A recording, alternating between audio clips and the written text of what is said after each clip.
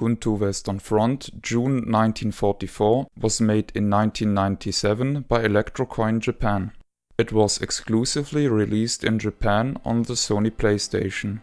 The subtitle, Tetsuno Kyoku, means Memory of Iron. As for the language barrier, I am forced to guess the story. The game seems to take place 1944 in France, shortly before the invasion of the Normandy. The aim is to take out several German vehicles and an anti-aircraft defense. Possibly the operators of those machines are targets as well. Guntu stands for General Undercover Tactics Unit. The player is one or more American soldiers, possibly in a vehicle. The player may choose one of 3 weapon combinations. No matter the choice, one part of the pair is always a full automatic machine gun. Along this, the player can choose rockets, explosive rounds, or firebombs. Those special weapons behave really unique and each manages to change the playstyle dramatically, which increases the replay value of the game. The game features 6 stages. The first stage takes place in what appears to be a camp. The second stage takes place in the streets. The next stage is a military airport. The fourth stage is a valley.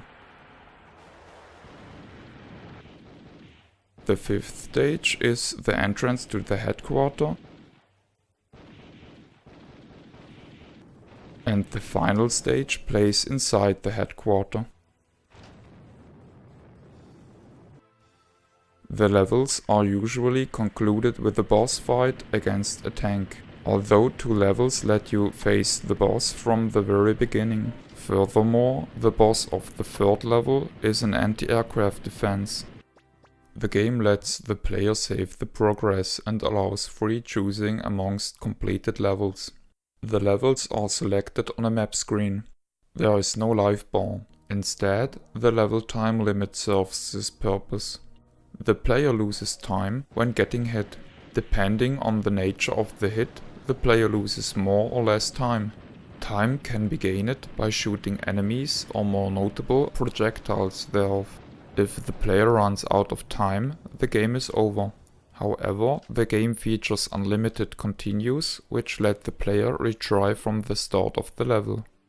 The game had underdeveloped graphics for its time, but personally, I think this doesn't matter anymore 20 years after its release. The graphics are sufficient to provide the desired atmosphere.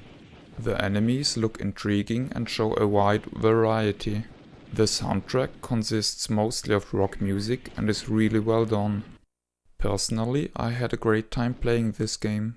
It offers everything what makes a great light gun game: precision, variety, uniqueness, difficulty settings, unlimited continues, unlockables, challenge and a level select screen. Furthermore, the game supports the Namco G-Con. Personally, I like the default difficulty.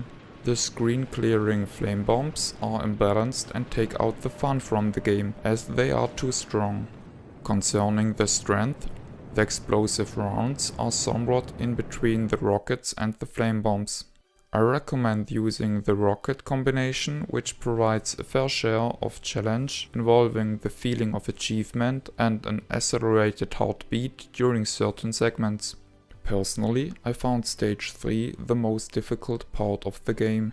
While not being amongst the best light gun games for the system, I recommend this game to every light gun enthusiast, as it is a very solid experience. The cover of the game looks disappointing and boring.